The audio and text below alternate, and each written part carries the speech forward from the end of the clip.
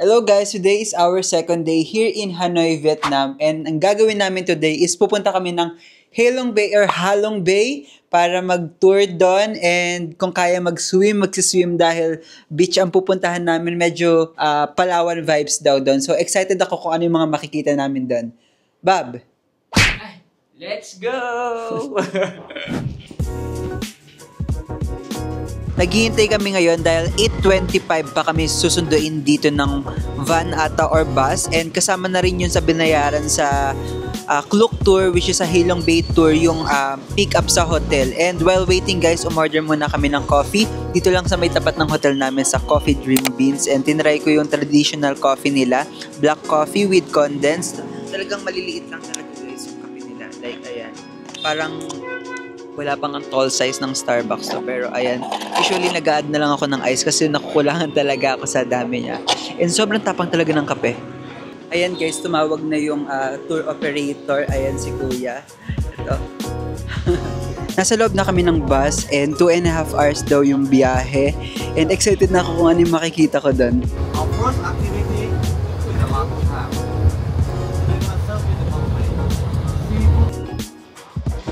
After more than 2 hours guys, ayan, nandito na kami sa may Halong International Cruise Airport. Hindi naman ganun masakit sa puwit yung bus dahil medyo comfortable naman upuan. At dito na kami guys. Naglalakad na kami dito guys, papunta sa pinaka-port mismo kung saan kami sasakay ng cruise. And grabe, sobrang ganda dito guys. Ayan, makikita nyo. Sobrang lawak and ayan, napakadaming mga boat dito. Napakaraming mga cruise dito guys, which is for mga tour talaga ata yan. Guys, ang ganda dito sa Halong Bay, pero nag-expect lang ako na medyo mas maganda yung kulay ng tubig. Pero guys, kasi in person, ayan, medyo dark green siya. Para siyang lake yung kulay ng tubig. Nandito na kami sa Halong Diamond Cruises. Ito yung sasakyan naming cruise. Ang ganda dito sa may loob ng cruise. Tapos yung table guys, shared table siya. So may mga kasama rin kayong ibang tao na kasama rin sa tour syempre. Ayan, ito yung itsura ng loob. Ayan, ganyan siya kaluwang. And sobrang elegant ng loob guys. And marami ring food. So excited na akong kumain mamaya. Ito guys yung food. Sobrang dami ng option. Ayan, meron din sila netong Korean food. Ayan.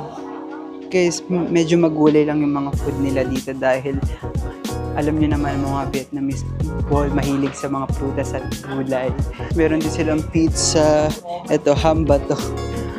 Mas marami guys eh. Mas meron ding bar dito guys. So kung gusto nyo uminom, pwedeng pwede. Kasi hindi ko pa alam kung may bayad ba yun o wala. Ayan, let's go upstairs. Tingnan natin yung loob ng cruise guys dito sa may taas. Ayan, pwede kang umupo dyan. Meron din silang mga chair. Kasi ito yung gilid guys, yung balcony ng cruise. Guys, ang ganda, na-amaze ako sa cruise. Pero tignan nyo nasa tabi namin. Ayan o. Sobrang ganda ng nasa tabi namin. Parang mas mahal yung cruise doon. Meron ding jacuzzi. Ayan, pwede kang umupo-upo lang dito, mag-chill-chill. Grabe guys, ang ganda dito sa Halong Bay. Ayan, akyat pa tayo dahil meron pang taas guys. Ayan. Tignan natin ang taas. Oh, dito guys, yung taas, pang party-party siya. Ayan, may mga upuan din na marami dito. Ayan guys, kumakain na kami. And masarap yung food. Sobrang dami ng mga variety. Kaso mabilis nga lang maubos kasi sobrang dami rin ng tao.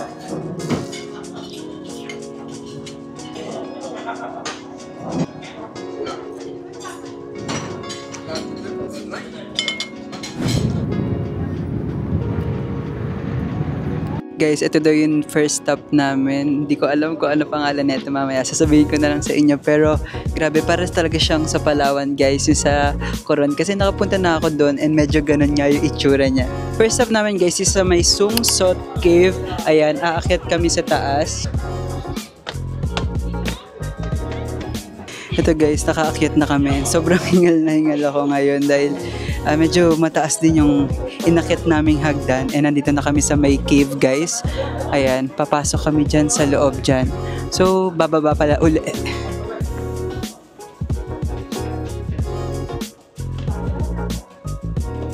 Guys, tignan nyo, meron ding tubig sa loob ng cave. Ayan.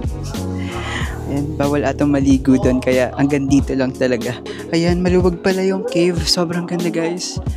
Ayan, medyo masikip lang doon kanina sa dinaanan namin. Tapos medyo madilim doon sa part na yun. Pero medyo meron namang ilaw sa may bandang paahan para makalakad na maayos.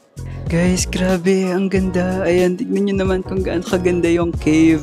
Ayan, kaya masasabi ko talaga na sobrang sulit yung binayad dito na 2.5. Kasi sa food pa lang, tas yung cruise experience pa lang, parang worth it na yung 2.5. Pero yung pupuntahan mo pa talaga, yun pa talaga yung nagpapaka-special dito sa tour na to.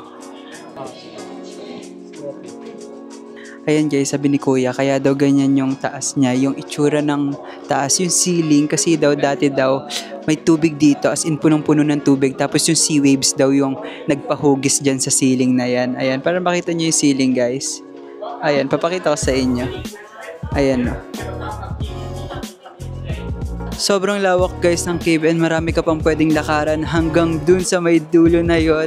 And dito pa lang guys, sobrang busog na talaga yung mata mo sa pwede mong lakaran dito. Tapos na kami dito guys sa may Suot Cave and super ganda. Ano masasabi mo sa may Suot Cave? Sobrang ganda tapos sobrang lamig sa loob. Sobrang worth it. Dami sobrang. Pero sobrang pagod din maglakad. So worth it. Kasi siya guys, si sobrang OA. Nandito na kami ngayon sa One Yuan Lake guys. And ang dami nagkakaya. Ayan. Kasama na rin pala siya sa may binayaran na package dun sa may look tour namin. Kaya libre lang talaga guys. Ayan. Guys, grabe ang ganda dito. Para siyang Coron, Palawan. Ayan, nakikita nyo. Self-service ang kayak dito guys. Hindi kayo ikakayak ng mga tour guide. Kanya-kanya talaga ang kayak dito. Though guys, mas maganda yung tubig sa may Coron, Palawan kasi dito medyo maitim yung tubig. Though hindi naman maitim pero mas clear kasi yung tubig dun sa may Coron, Palawan. Kaya for me mas maganda sa Coron.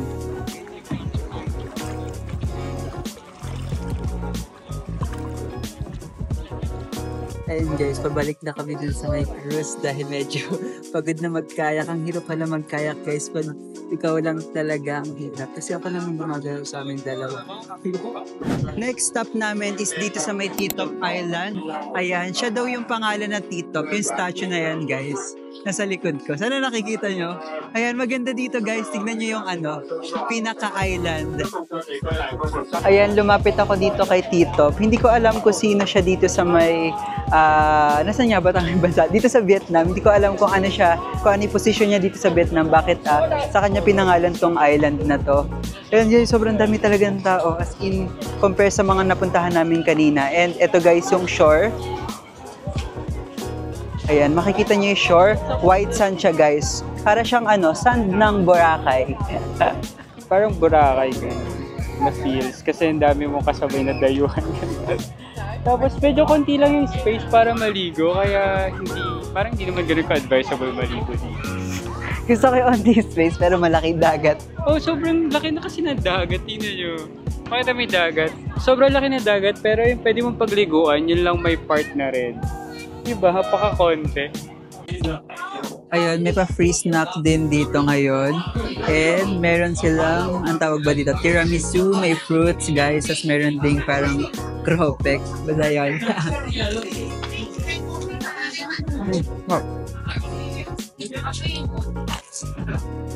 Ang laki guys.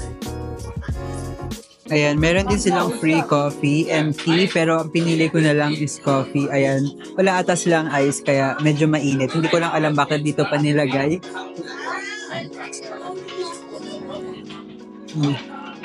Pero lasa lang siyang 3-in-1 guys. Kakatapos lang namin mag-snacks and magpa 5 PM na. Mamaya-maya, babalik na daw kami dun sa may city. And tatlo pinuntahan namin today. Una, Sumsot Cave. Second is Luon Cave.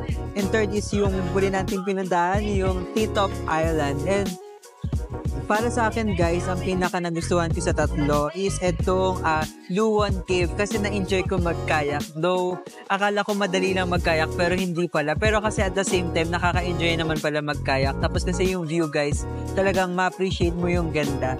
Kaya kung tatanungin niyo ako, sulit ba yung nabukong tour sa May Look?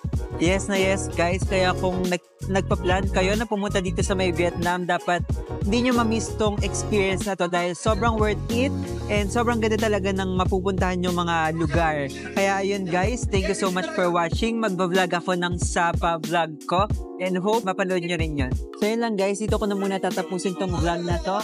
Bye-bye! See you next time!